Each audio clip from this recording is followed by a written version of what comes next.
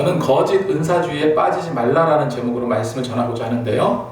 이 은사주의가 뭐냐면요. 보통 이제 우리는 말씀을 통해서 진리를 통해서 구원을 받는다라고 믿고 그렇게 받아들입니다. 그런데 은사주의는 성령의 체험, 어떤 방언의 역사, 신유의 은사, 귀신을 쫓아내고 통변을 하고 예언을 하고 하는 등등등 이런 성령의 은사 받은 것을 어떤 구원의 징표로 삼는 경향을 말합니다. 그래서 은사주의라고 하면은 20세기 초반에 이 미국에서 시작이 됐어요.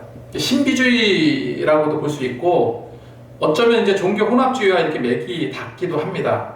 방언과 신유를 강조하면서 일어났던 이제 종파가 있는데 오순절 운동입니다. 이 오순절 운동을 통해서 우리가 잘 아는 조영기 목사님을 통해서 순복음 계열에 큰 영향을 끼쳤었죠. 하지만 이런 은사주의는 상당한 문제점이 드러나고 있어요. 뭐 기적을 자랑한다든지 과장하거나 거짓을 막 부풀리거나 이런다는 거예요. 가장 큰 문제점이 뭡니까? 너무나도 비성경적이라는 거예요. 너무나도 비성경적인 부분이 많다는 겁니다. 그래서 이단으로 정제된 교회가 많아요. 우리가 잘 알고 있는 큰 믿음 교회, 그 변승우 목사나 성락교회, 만민중앙교회 다 여기에 속하는 교회들입니다. 제가 한 7, 8년 전인 것 같은데요. 저희 출판사에 한 여직원을 이제 뽑게 되었습니다. 참 착해 보였어요. 그리고 신앙도 굉장히 깊어 보였습니다.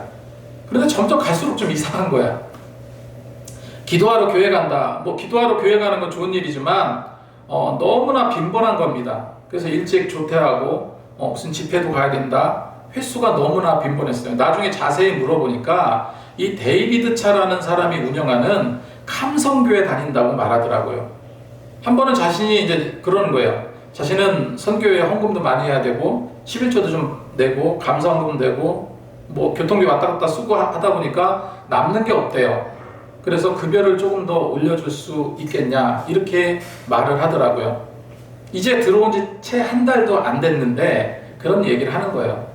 근데 제가 느끼기에는 뭘 느꼈냐면은 정말 무언가에 홀린 듯한 그런 사람 같았어요.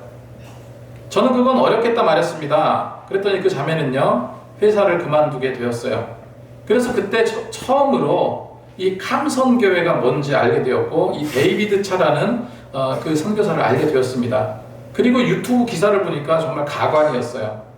이 데이비드 차 선교사는요 직통 계시를 받는다고 말합니다. 하나님이 직접 계시를 한대요. 매번 계시를 하고 킹덤 오브 아미라는 것으로 하나님의 군대 이런 선교회인데 마지막 주님의 재림을 준비하고 있는 이런 조직이라고 합니다. 그런데 그때 이후로 그냥 잊고 있었어요. 여태까지. 그때 그 여직원이 그렇게 얘기한 거로 이제 알고 있었고 그때 이후로 까맣게 잊었는데 최근에 문제가 하나 터졌어요. 바로 그 데이비드 차 선교사가 전 그 선교회 간사하고 불륜이 있었던 겁니다. 그런 것이 이제 공개돼서 일파만파 이렇게 번지게 됐어요. 결국 데이비드 차 선교사는요 공개 회개 영상까지 올리면서 선교회 대표직을 내려놨어요.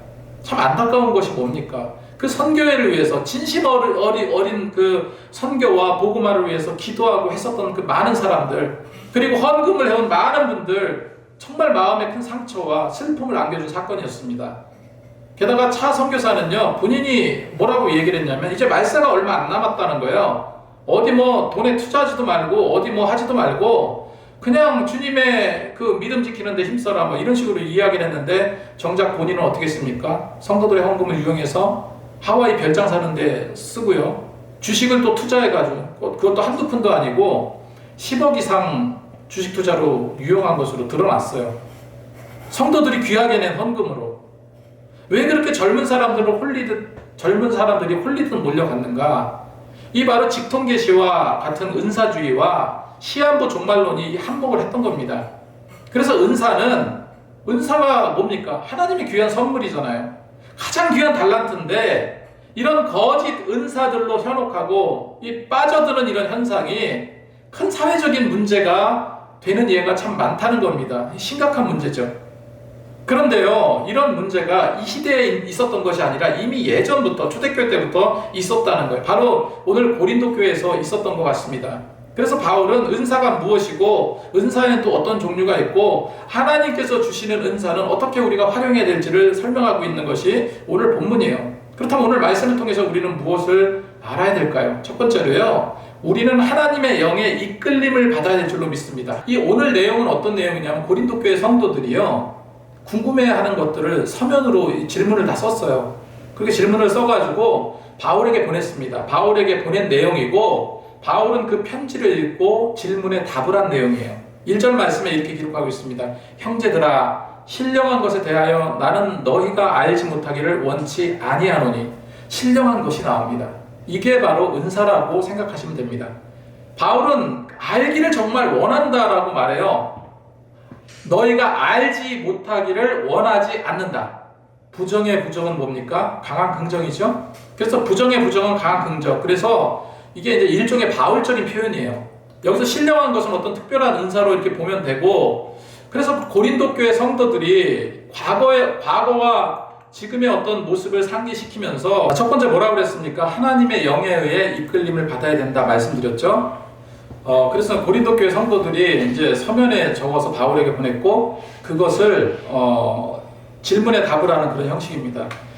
그래서 이제 신령한 것이 뭔지에 대해서 말씀드렸고, 2절 말씀을 보겠습니다. 너희가 알거니와 너희가 이방인으로 있을 때, 다시 말해서 너희들이 예수 믿기 전에 말 못하는 우상에게로 끄는 대로 끌려갔느니라. 끄는 대로 끌려갔다.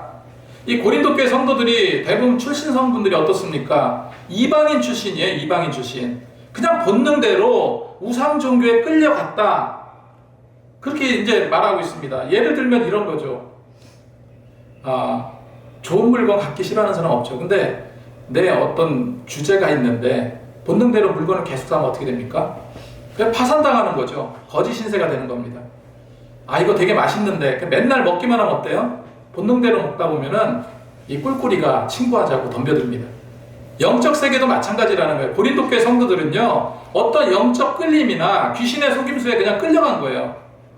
나는 이런 종교를 믿겠다라는 그런 의지가 아니었어요. 그런 의지를 갖고 있는 사람도 있었지만은 당시 헬라적인 지역의 문화적인 특성들이 있었습니다. 그래서 그렇게 본능대로 끌려다녔다는 거예요. 근데 지금은 어떻다는 겁니까? 이제 너희는 예수를 믿고 나서 어떻게 되었다는 거예요? 이제 네 본능대로 끌려가는 것이 아니라 하나님의 이끄심으로 움직이는 자가 되었다는 겁니다. 내 본능에 따라 움직이는 것이 아니라 하나님의 영에 의해 이끌림을 받는 것, 이게 중요하다는 거예요. 그래서 3절 말씀에 그러므로 내가 너희에게 알리노니 하나님의 영으로 말하는 자는 누구든지 예수를 저주할 자라 아니하시고 또 성령으로 아니하시고는 누구든 예수를 주라 할 수 없느니라. 그러니까 기존에 이제 유대교 배경에서 자랐던 유대인들은 어떻습니까? 예수님에 대해서 어떻게 생각했어요? 하나님의 저주받은 자로 생각했어요.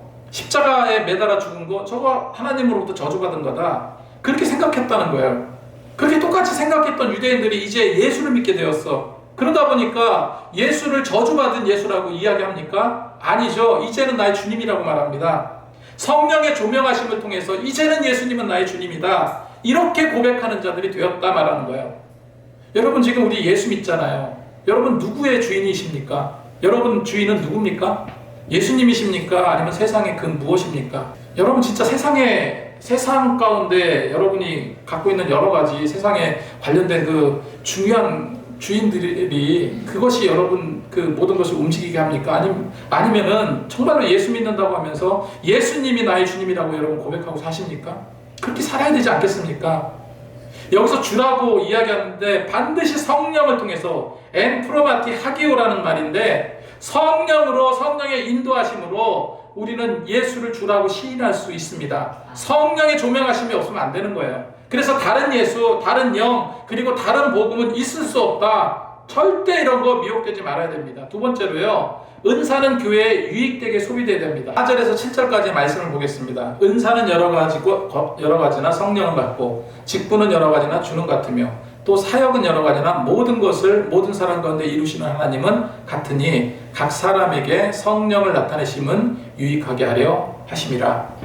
자, 이제 은사에 대해서 여러분 알아야 돼요.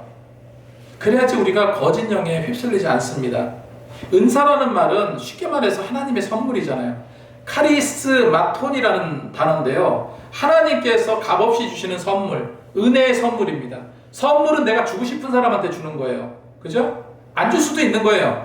내가 주고 싶은 사람에게 주고, 그리고 선물을 나 이거 초콜릿 선물 줬으니까 이거 3,000원이니까 돈 내놔 이렇게 얘기하는 사람 없습니다. 선물은 뭡니까? 공짜죠. 그죠?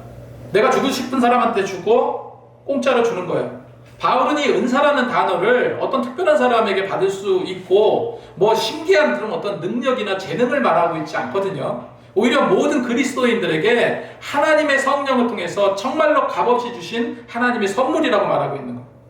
은사는 사람을 돕고요, 하나님의 일을 하는데 사용하라고 주신 겁니다. 다시 한번 말씀드릴게요. 은사는요, 사람을 돕고 하나님의 일을 하는데 사용해라, 소비해라 해서 주신 거라는 거예요.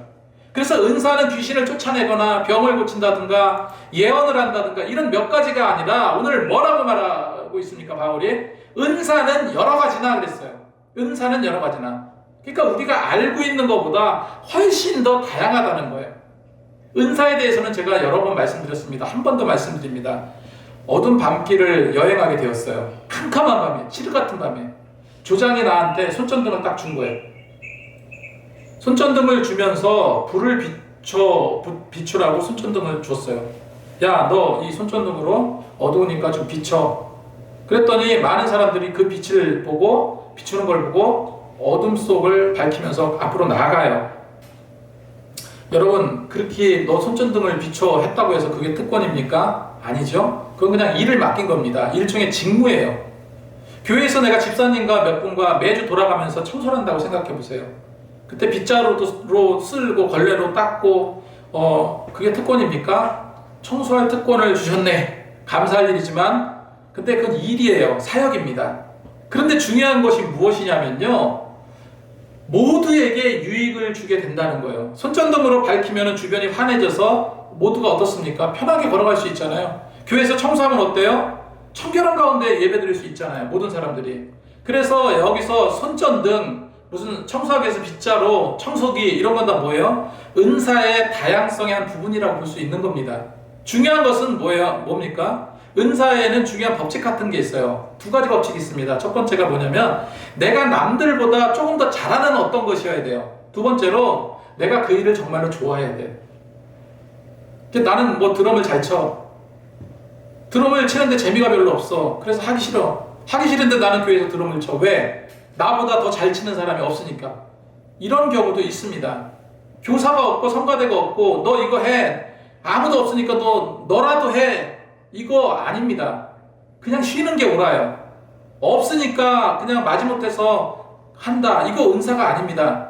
교사가 되려면요, 다른 것도 마찬가지지만 교사가 되려면 철저하게 양육받아야 되고요, 성가대도 마찬가지인 거예요. 앞으로 저는요, 꿈이 있고 비전이 있어요. 우리 교회 부흥할 겁니다. 근데 팀 리더들을 세울 때 기도도 많이 하고요, 많은 사람들에게 모범도 되고, 확실히 이분은 교회에 유익을 끼치겠다, 이분은 교회에 덕이 되겠다, 성도들이 다 원한다, 이런 분을 세울 거라는 거예요. 지금은 아무도 없는 것 같지만. 그러니까 어떻게 해야 됩니까? 훈련 받아야 돼. 훈련. 어쨌건 없으면 그냥 둘 거예요. 안 세울 거예요. 그냥 비워둘 겁니다. 그 자리. 제가 할 수 있으면 제가 하고 못하면 그냥 비워둘 거예요. 그 함량이 될 때까지 계속 기도하면서 헌신하면서 세워가면서 할 거예요. 은사는요, 내가 잘할 수 있으면서도 내가 좋아해야 하는 거예요. 이것이 가장 중요합니다. 그리고 더 중요한 건 뭐냐면은 은사는요, 100% 교회를 위해서 유익하게 소비돼야 돼요. 남용해서는 안 됩니다. 그래서 은사를 통해서 내가 어떤 이득을 취한다면 그건 더 이상 은사가 아니고 그냥 돈벌이에요. 바울의 말대로요, 모두에게 유익을 주는 일이 돼야 되고, 그 유익은요, 예수 그리스도의 공동체에 유익한 것으로 이어져야 돼요. 이것이 성경이 말하는 은사입니다. 그 직통 계시가 뭔지 아까 말씀드렸잖아요. 하나님으로부터 직접 계시를 받는다. 직통 계시를 추구하는 한 미국의 교회가 있었습니다. 자기 예언한다는 사람들이 죄다 모였어요. 그래서 막 예언을 하는 거예요. 그러다 보니까 그런 쪽에 빠져있던 그 담임 목사님이 이제 결정을 한 거예요. 교회 운영회를 예언하는 사람들을 모아서 그들의 예언을 통해서 교회를 목적한 바를 이끌어 가야 되겠다. 그래서 이제 그 예언한다는 사람들 뭐 수십 명을 모아서 교회 운영위원회를 만들었어요. 그리고 매주 그들에게서 내려주는 직통 계시로 목회 방향을 잡았습니다. 이거 정상적인 교회 아닙니다. 그죠? 그런데 그렇게 자신만만했던 그 교회에서 이 직통 계시를 받는다는 예언자들로 구성된 그 교회 운영위원회를요, 몇 개월도 안 돼서 해산해 버렸습니다. 이유는 간단했어요.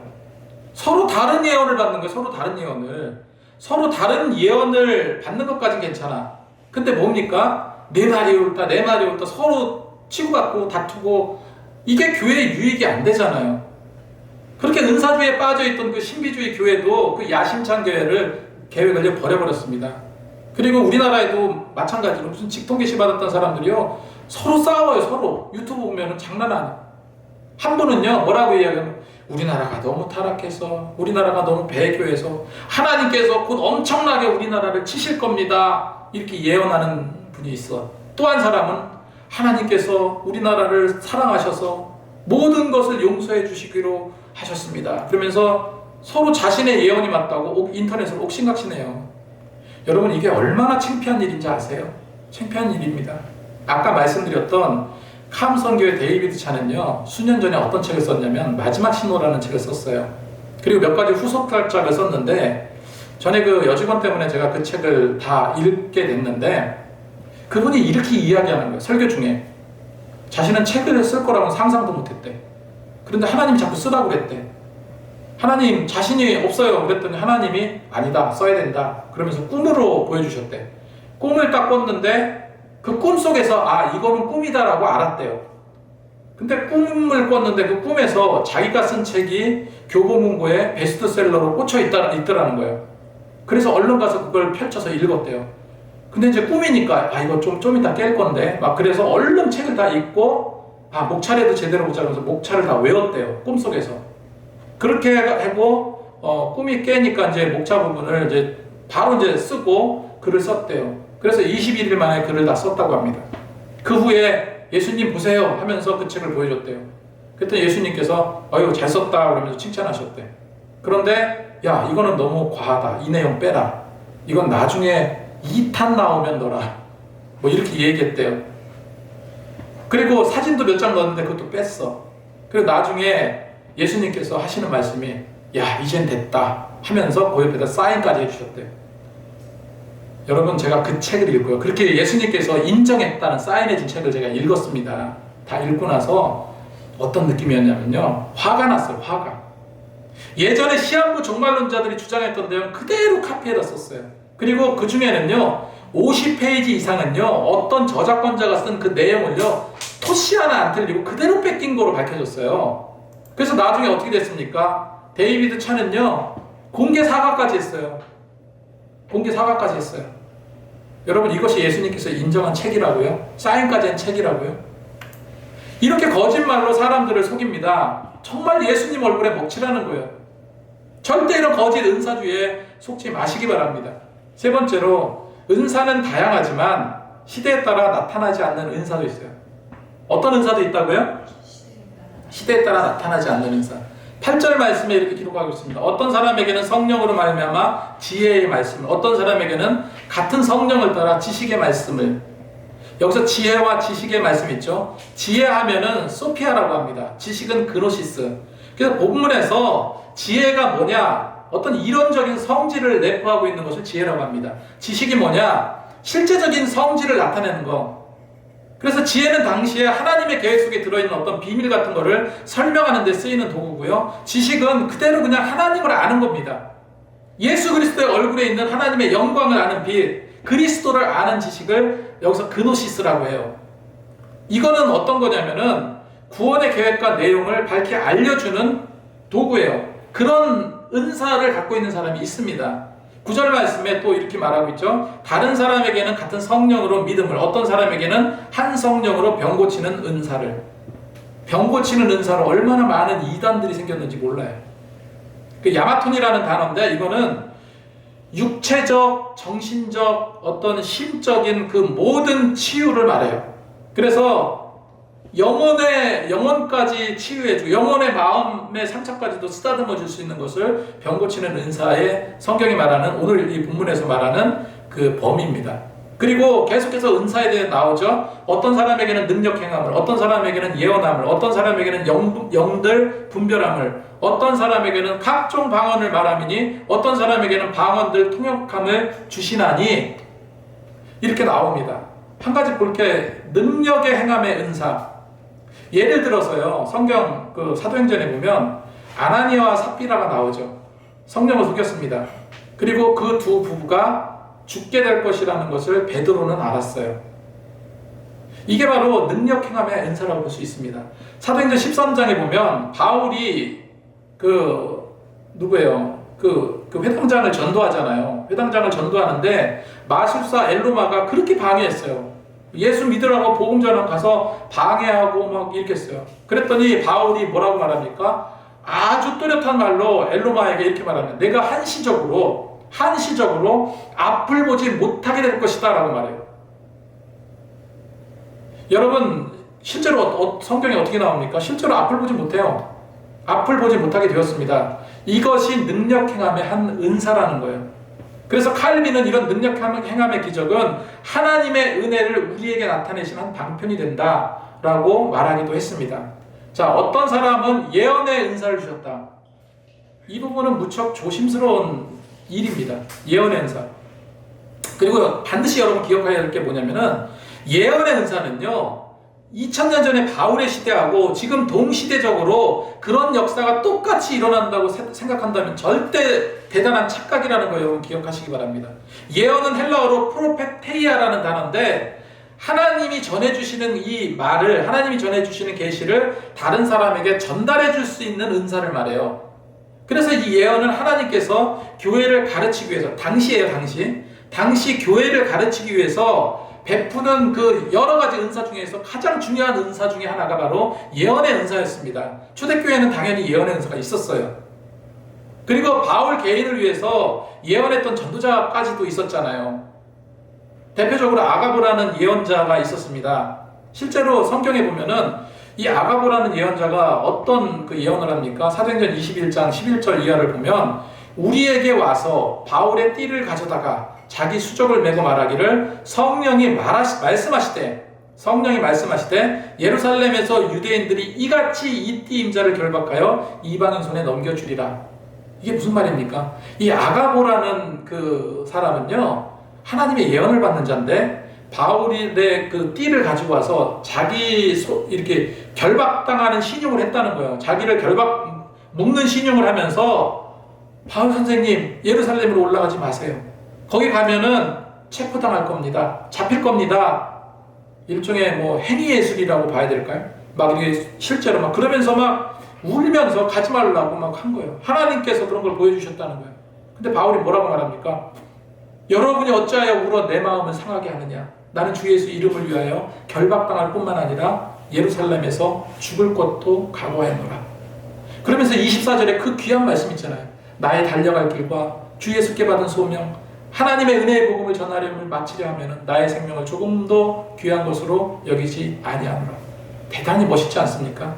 이렇게 초대교회는요 이런 예언하는 자들이 있었어요. 그리고 초대교회의 시대적인 상황에 반드시 필요했던 영역입니다. 하지만 지금 이런 예언이 필요합니까?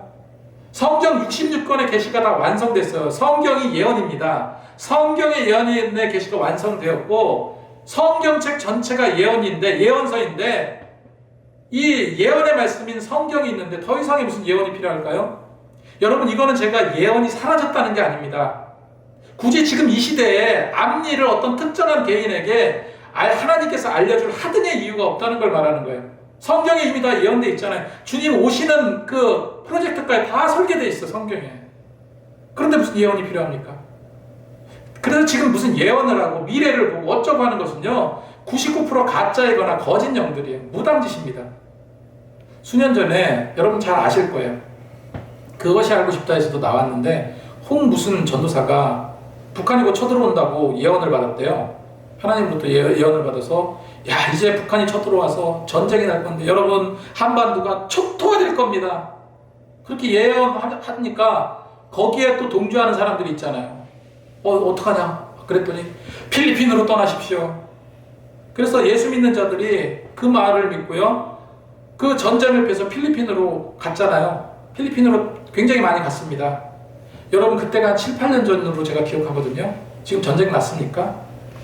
그 한 사람의 잘못된 예언 때문에 얼마나 많은 사람들이 피해를 보고 있냐고요. 여러분, 그 말만 믿고 재산 다 팔아서 필리핀으로 떠나간 사람, 그거 어떡할 거예요? 그거 누가 책임집니까? 자, 그리고 영분별의 은사가 있습니다. 이 영분별의 은사도요, 그 당시에 특수한 은사 중에 하나예요. 영을 분별하는 것. 영들, 성경에 뭐라고 기록하고 있습니까? 이것이 악한 영인지, 이것이 성령인지 영을 분별하라고 했습니다. 그렇게 분별할 수 있는 은사자가 그 당시에는 필요했어요. 왜냐하면요, 당시에는 판단의 잣대가 될 성경이 없었습니다. 성경이 없었어요. 구약 성경은 있었지만 신약 성경은 없어요. 이렇게 깔끔하게 되어 있는 성경 말씀이 있었습니까? 없었어요. 바울의 서신서들이 초대교회에 읽혀졌을 뿐이에요. 그리고 많은 사람들, 예수 믿는 사람들은 누굴 따랐습니까? 사도 바울의 가르침을 따랐을 뿐이에요. 영들이 악한 영인지 선한 영인지 분별할 수 있는 잣대가 없었던 거예요, 그때. 그러니까 초대교회에 얼마나 많은 이단들, 거짓 선지자들이 많았습니까? 교회의 어떤 순결성을 지키기 위해서, 그릇된 가르침을 분별하기 위해서 이런 영의 분별이 필요해서 영들이 정말로 하나님께 속하여 있는지 시험해 볼 필요가 있었다는 거예요. 그러고 나서 2000년이 지난 지금 또 말씀드리지만, 영분별의 은사, 여러분, 완성된 성경이 있습니까? 없습니까? 우리에게 있어요. 이 성경의 말씀으로 거짓된 영인지 아닌지 판별해주는 잣대가 되는 거예요.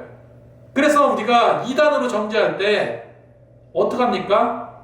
그 근거는 성경이에요. 성경에서 떠나갔냐 벗어났냐 그걸로 판단합니다. 지금도.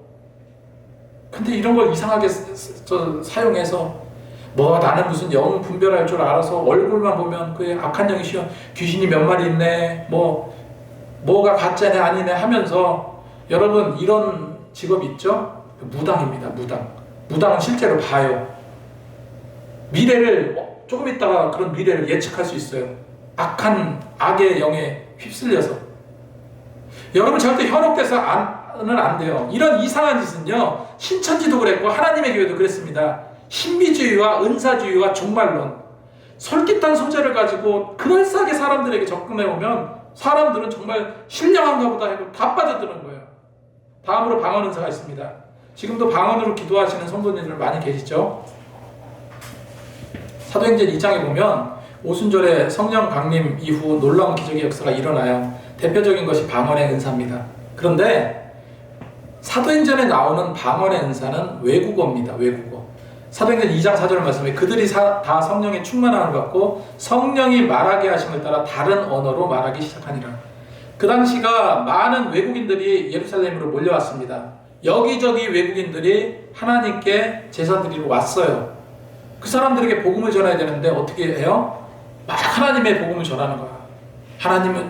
예수님은 우리를 위해서 죽으셨습니다. 예수 믿어야지만 구원받습니다. 근데 요즘으로 말하면 프랑스 사람도 있고 영국 사람도 있고 독일 사람도 있고 아프리카 사람도 있고 이렇게 막 있는 거예요.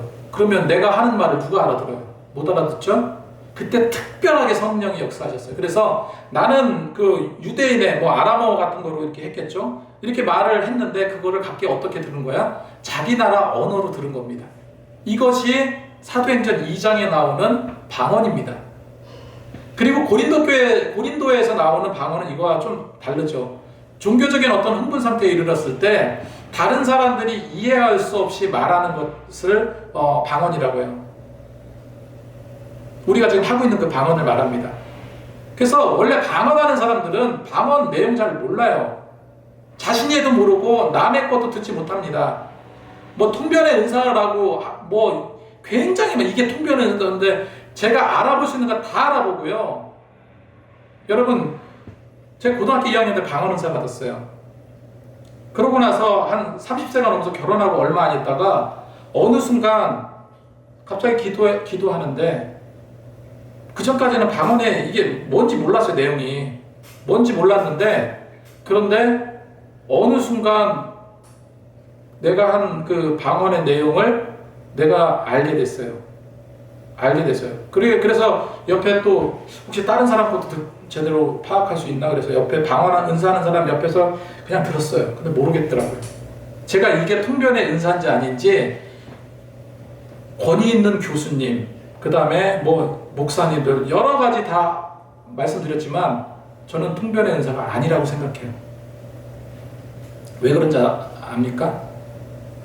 그럴 만한 성경적인 근거가 없어요. 다른 건 잘 모르겠지만 아무튼 그렇습니다. 여러분 방언으로 기도하는 거 중요하고 하지만 바울이 뭐라고 이야기합니까? 고린도에서 방언 그 자체로는 교회에 전혀 유익이 되지 않습니다. 방언 자체로는 유익이 되지 않기 때문에 사도 바울조차도 자제할 것을 권면하고 있어요. 제가 존경하는 교수님이 계신데 굉장히 훌륭히 목회하시고 은퇴하셨어요. 그런데 어느 날 성도님이 목사님 저 기도하는데 방언 은사 받았어요. 그랬더니 뭘 상담해 줄 수가 없더래요. 왜냐하면 정작 당신은 방언 은사를 받지 못했기 때문에. 그래서 하나님께 기도했답니다. 하나님 저도 방언 은사 주세요.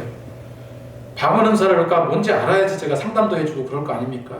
근데 이게 이제 그때는 굉장히 하나님에 대한 그 섭섭함이었어요. 이게 기도원 가서 뭐 금식까지 해가면서 기도했는데 결국은 마지막 은퇴하신 그 순간까지도 방언의 은사를 허락하지 않으셨습니다. 그런데 지금 어떻습니까? 늘 감사하고 은혜에 만족하면서 너무 아름답게 노후를 보내고 계세요. 여러분 은사는 아까 말씀드렸죠. 아무에게나 하나님이 원하는 자에게 주는 거지 다 주는 거 아닙니다. 그리고 다 줘도 100% 유익을 끼쳐야 돼요. 유익을 끼쳐야 돼요.